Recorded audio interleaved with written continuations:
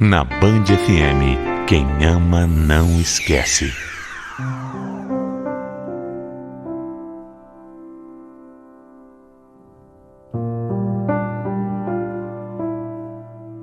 Muitas vezes nós passamos por situações que nunca poderíamos sequer imaginar que passaríamos. E se a gente não tiver Deus em nossa vida, se Deus não estiver dentro dos nossos corações, nós não conseguiremos superar os desafios que aparecem pelo caminho. Eu e o Marcos já morávamos no mesmo bairro há muito tempo, mas a gente nunca tinha se visto. Até que a gente se conheceu numa escola de samba ali de perto. E por incrível que pareça, a gente já começou a namorar no mesmo dia. No mesmo dia que a gente se conheceu. Eu sei que parece que é loucura, né? Mas essa nossa loucura deu tão certo. Um ano depois, a gente já se casou. No ano seguinte, tivemos a nossa filha mais velha, a Valentina. E depois, o nosso caçula, o Bernardo. As nossas vidas eram realmente perfeitas.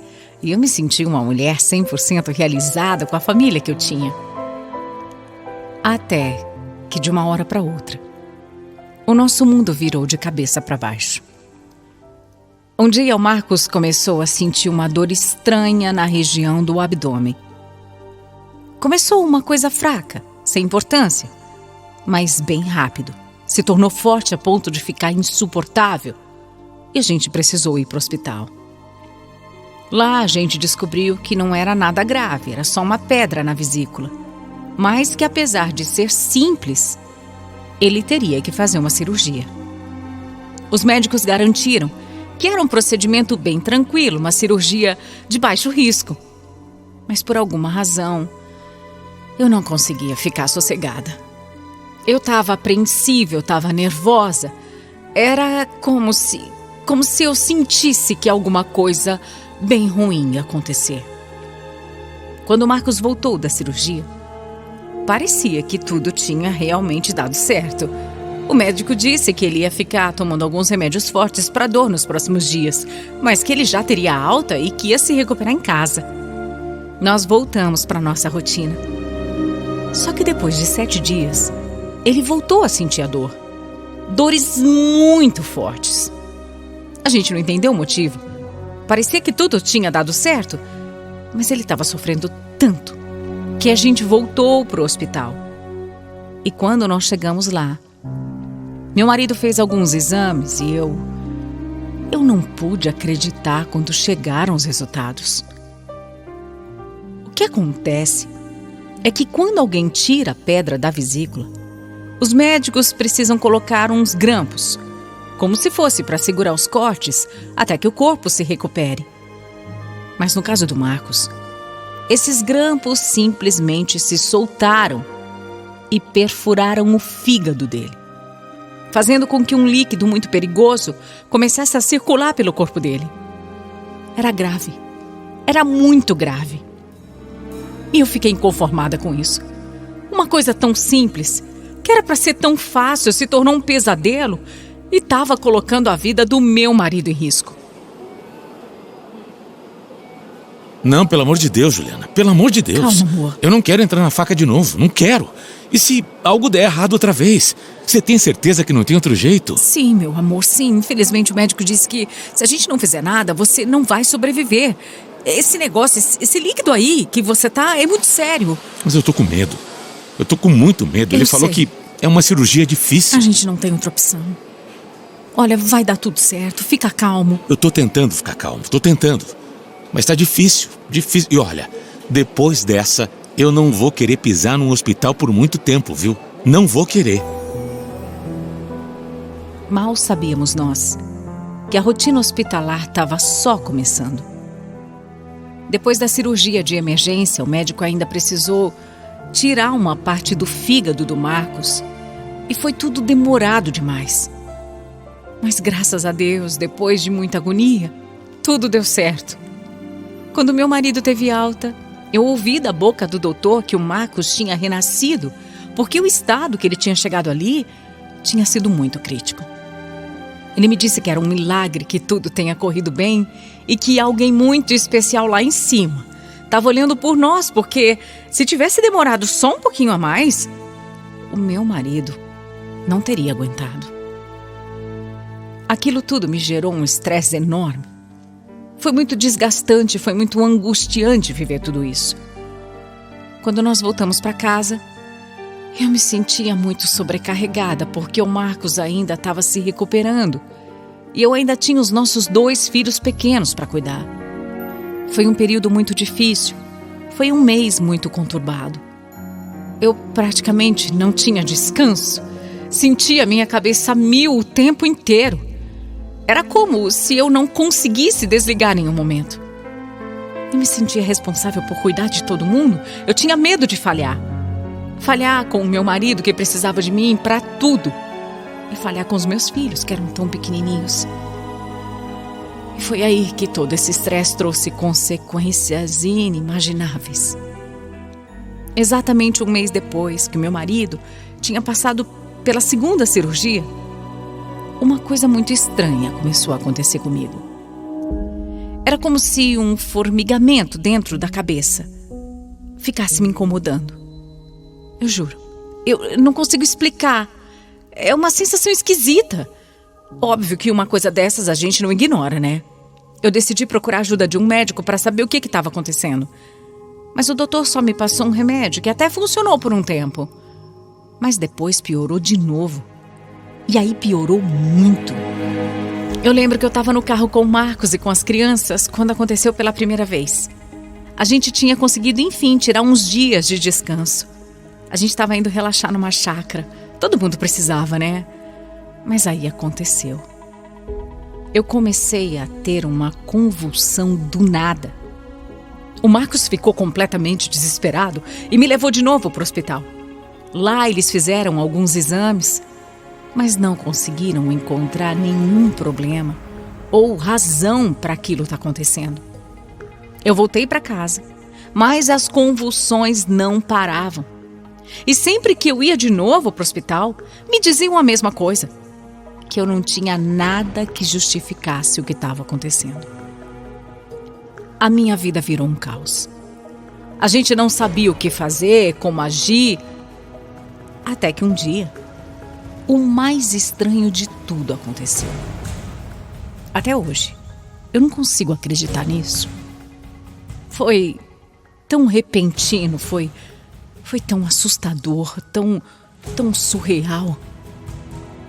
A gente estava na casa da minha mãe, quando de repente os meus familiares se tornaram completos estranhos para mim.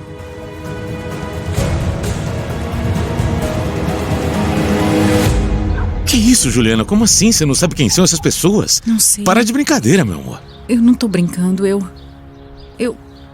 Quem é essa mulher mais velha? Como assim? E a moça que tá do lado dela, quem é? Eu nunca vi na minha vida. Amor, por favor, para com isso. É sua mãe. Minha mãe? É sua mãe e sua irmã. Você tá de brincadeira, né? A minha mãe e minha irmã? Não. Não, essas mulheres não são da minha família, não, desculpa. Mas eu não sei nem quem elas são. Juliana, o que é isso? A minha irmã, a minha mãe, elas são mais novas. Meu Deus, o que tá acontecendo? É sério, Marcos. Fala comigo, quem são essas pessoas? O que tá acontecendo? Para de brincadeira, Juliana. Olha aqui, eu tenho que ir trabalhar. Chega disso. Eu não tô brincando. Eu não sei por que você tá agindo assim, mas já deu. Chega de piada. Para com isso porque as crianças estão ficando assustadas, viu? Crianças? Que crianças? De que crianças ele estava falando, meu Deus? Eu estava confusa. A minha cabeça estava doendo e eu não estava entendendo nada. E o pior é que assim que o Marcos saiu do meu lado, eu também me esqueci completamente quem era aquele homem. Exatamente. Eu me esqueci de todo mundo. Eu sei que parece irreal, parece coisa de novela, mas foi exatamente isso que aconteceu. Eu esqueci de todo mundo. Ninguém conseguia acreditar no que eu estava dizendo. Eu estava confusa, eu estava com medo, eu estava tentando entender alguma coisa, mas nada encaixava, nada. Quando o Marcos percebeu que eu não estava brincando, ele viu que ia precisar me levar ao médico. Outra vez pro médico, outra vez pro hospital. E é claro que eu não queria ir, né? Eu não conhecia o Marcos, eu não sabia mais quem era ele. Na minha cabeça, aquele era um homem totalmente desconhecido, que estava me dizendo que era meu marido, mas como? Meu marido, como? Como? Eu não ia lembrar do meu marido? Impossível! O que estava acontecendo, meu Deus? Eu não queria nem chegar perto daquelas pessoas porque eu estava assustada demais. Mas mesmo assim eu aceitei ir para o hospital. E quando eu cheguei, os médicos logo me deram um diagnóstico. Por conta de tudo que eu tinha passado nos últimos tempos, com as cirurgias do Marcos, com os cuidados com ele, com as crianças, com todo o nervosismo, as preocupações, o cansaço, eu fui diagnosticada com um tipo de estresse extremo. Foi meio como se a minha mente tivesse chegado a um ponto tão crítico de esgotamento que, para se autopreservar, ela estivesse me fazendo esquecer das coisas. Isso pode acontecer de várias formas, de vários níveis, e pode variar de pessoa para pessoa. Comigo, eu perdi a memória. No meu caso, eu não conseguia me lembrar dos últimos 10 anos da minha vida. Por isso eu não reconhecia minha mãe, eu não reconhecia minha irmã com aquela aparência mais envelhecida. Na minha cabeça, elas ainda eram bem mais jovens. Por isso também eu simplesmente não me lembrava do meu marido e nem dos meus filhos. Que loucura! Gente, isso é um pesadelo. A gente tinha uma esperança. Os médicos disseram que as lembranças poderiam voltar em algum momento. Mas a gente não sabia quando. Poderia levar alguns dias, meses, anos. Poderia não acontecer. Era uma interrogação para todos nós. A recomendação que deram foi para a gente seguir a nossa rotina normal, porque isso ia ajudar.